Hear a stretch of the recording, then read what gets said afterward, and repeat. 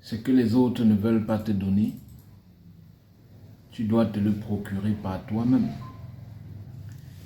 Si tu poses des demandes, on ne te recrute pas. Si tu écris léger l'honneur au point de perdre ton honneur, comprends que tu dois créer le travail toi-même.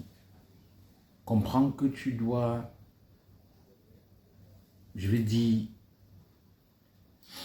tu dois à un certain moment te révolter. Comprends que le changement vient seulement quand on en a marre. Parce que si tu ne prends pas la résolution d'éviter à ce que les gens te piétinent, d'éviter que parce que tu t'en vas quelque part déposer ta demande, parce que tu as besoin qu'on te donne du travail quelque part, il faut qu'on te fait passer par des choses inexplicables. Si tu ne veux pas que cela t'arrive, prends la résolution sur toi maintenant de créer quelque chose, de mettre sur pied une entreprise dans laquelle tu pourras vendre un produit ou un service. La chance que nous avons au Cameroun, en fait, c'est que la création d'une entreprise ne demande pas grand-chose. En termes de dépenses ou en termes d'investissement, ce n'est pas grand-chose. Ça veut dire que avec moins de 150 000 francs, tu peux te créer une salle. Ou alors, si l'entreprise dans laquelle tu veux te lancer est une entreprise dont le business model n'est pas encore assez clair, tu peux prendre le temps de travailler sur le business model et une fois que tu as la certitude sur ce que tu veux réellement, tu t'en vas créer une entreprise. Généralement, pour certaines personnes, lorsqu'on parle de création d'entreprise, c'est un sujet tabou, ça fait peur. On voit là des sommes astronomiques, on voit des dépenses. Certaines personnes se disent même que ce sont des dépenses inutiles. Non. Lorsque vous créez une entreprise et que à la base vous avez pris la peine, parce que je vais toujours le dire et je vais toujours insister dessus, lorsque vous créez une entreprise et qu'à la base vous avez pris la peine de vous former, parce que ça c'est la base. J'aime souvent dire, soit vous créez une entreprise, vous êtes simplement le promoteur de l'entreprise, c'est-à-dire cette personne qui va se placer à distance, qui va recruter des personnes qui ont des compétences exceptionnelles, j'insiste sur compétences exceptionnelles, qui vont travailler dans l'entreprise, qui vont permettre à l'entreprise de faire du chiffre d'affaires. Ou alors, vous créez une entreprise et vous êtes chef d'entreprise. Lorsqu'on dit que vous êtes chef d'entreprise, ça veut dire que vous avez la capacité de gérer l'entreprise.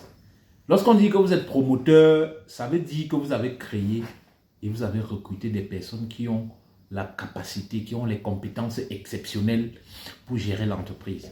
Maintenant, lorsqu'on dit également que vous êtes promoteur et que vous avez la capacité de gérer l'entreprise, ça ne veut pas dire que vous allez gérer l'entreprise seul. Ça ne veut pas dire que parce que vous avez des compétences, vous allez travailler seul dans l'entreprise. Non. Lorsqu'on dit que vous êtes chef d'entreprise, c'est parce que à la base, vous avez des compétences. Je veux dire, vous avez des éléments qui peuvent vous permettre de gérer l'entreprise. Vous avez des éléments qui peuvent vous permettre de faire des critiques constructives aux personnes qui travaillent au sein de l'entreprise. Vous avez la capacité, à un certain moment, de vous asseoir et de critiquer, par exemple, le bilan de la comptable. Vous avez cette capacité de dire à la comptable, à un certain moment, lorsque j'analyse ton bilan, par exemple, les entrées, lorsque j'étudie, je fais une analyse sur les entrées et les sorties, les choses ne sont pas claires. Lorsque je regarde ton tableau des actifs, lorsque je fais la différence entre les actifs et les passifs de ton bilan, le résultat ne me donne pas 0. Ça veut dire que le travail n'est pas bien fait. En fait, vous ne pouvez avoir la capacité de dire ça que si et seulement si à la base vous avez appris. Que si et seulement si à la base vous vous êtes formé. Parce que pour certaines personnes, se former, c'est quelque chose de... Pour certaines personnes trouvent que créer une entreprise, se former, avoir des compétences, qu'on doit recruter des personnes ayant les mêmes compétences et mettre dans l'entreprise, c'est du gaspillage. Non. Vous ne pouvez pas déléguer les tâches que vous ne pouvez pas contrôler. Ça ne marche pas, ça ne marchera pas. Vous devez à la base vous rassurer que j'ai au moins, je dis bien, j'ai au moins les bases sur 80% du potentiel de l'entreprise. Je dis bien que vous avez au moins les bases sur 80% du potentiel de l'entreprise. Je veux dire que vous avez la capacité d'apporter un regard critique, constructif. Je préfère préciser que vous avez un regard critique, constructif sur l'entreprise. Pourquoi? Parce que les gens vont vous berner. Les gens vont vous raconter du n'importe quoi. Si vous n'êtes pas capable de gérer les stocks, si vous n'êtes pas capable à un certain moment de vous dire, bon, je vends par exemple de la farine, j'ai un stock au magasin, j'ai un nouveau stock qui vient d'arriver, le nouveau stock qui vient d'arriver est peut-être moins cher que l'ancien stock que j'ai au magasin. Comment est-ce qu'on va gérer? Est-ce qu'on va mélanger le nouveau stock et l'ancien stock qui est au magasin? Non. Pour être capable de penser comme ça, il faut avoir des bases. Il faut avoir des notions en gestion de stock. Si vous n'êtes pas capable de savoir quand est-ce qu'il faut faire le coût moyen unité pondérée, ou alors quand est-ce qu'il faut utiliser le first in, first out, c'est-à-dire premier entrée, premier sortie. Si vous n'avez pas la capacité de cerner ces aspects de la gestion de stock, à un certain moment, vous allez vous voir en train de faire entrer les sacs de farine en stock et voir que vous êtes en train de vendre, mais vous ne réalisez pas un bénéfice. Parce que peut-être ce qui est entré en stock était plus cher que ce qui était en stock.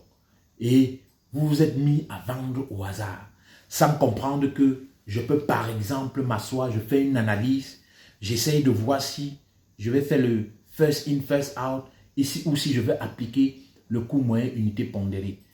Mais quand même, il est à noter que généralement, on applique le first in, first out la plupart du temps pour des produits périssables. Ça veut dire que si vous avez en stock des produits qui peuvent périr ou se gâter avec le temps, en ce moment, appliquer le coût moyen unité pondérée ne sera pas quelque chose de profitable pour vous. La chose idéale serait d'appliquer le first in, first out. Parce que ces produits ont bien évidemment une date d'expiration qui est largement, qui est littéralement très courte. Ça veut dire que si vous ne prenez pas la peine de faire sortir d'abord ces produits qui étaient en stock avant de faire entrer les nouveaux et que vous prenez juste la peine de mélanger, vous allez tomber en faillite. Vous comprenez clairement pourquoi je dis, vous devez vous former. Si vous avez une entreprise aujourd'hui, vous devez avoir cette capacité de pouvoir critiquer, par exemple, une campagne publicitaire que votre community manager a fait. Vous devez être capable d'analyser la publicité. Vous devez être capable de vous poser des questions. Pourquoi est-ce qu'on a eu ces résultats? Quels sont les objectifs que tu t'es fixés à la base? Qu'est-ce que tu voulais avoir à la base? Qu'est-ce que tu as eu? Vous devez être capable d'analyser les résultats, de faire des comparaisons et de chercher à savoir ce qui ne va pas. Parce qu'une fois que vous avez pu découvrir ce qui ne va pas dans cette publicité, vous avez la capacité d'améliorer dans les publicités futures. Lorsque vous créez une entreprise, vous devez être capable de faire une critique constructive sur la gestion des ressources humaines. Vous devez être capable de vous asseoir et de dire, on a besoin de recruter un personnel pour tel poste dans l'entreprise. Le personnel qu'on doit recruter doit avoir des compétences, vous spécifiez vous-même parce que c'est votre entreprise, c'est vous qui savez ce que l'entreprise a besoin, c'est vous qui savez les compétences dont l'entreprise a besoin pour grandir. Vous devez être capable de spécifier tout cela dans l'offre d'emploi que vous voulez faire. Vous comprenez clairement pourquoi maintenant je fais la différence entre chef d'entreprise et promoteur. Ça, c'est le travail du chef d'entreprise. Le promoteur n'a pas besoin de se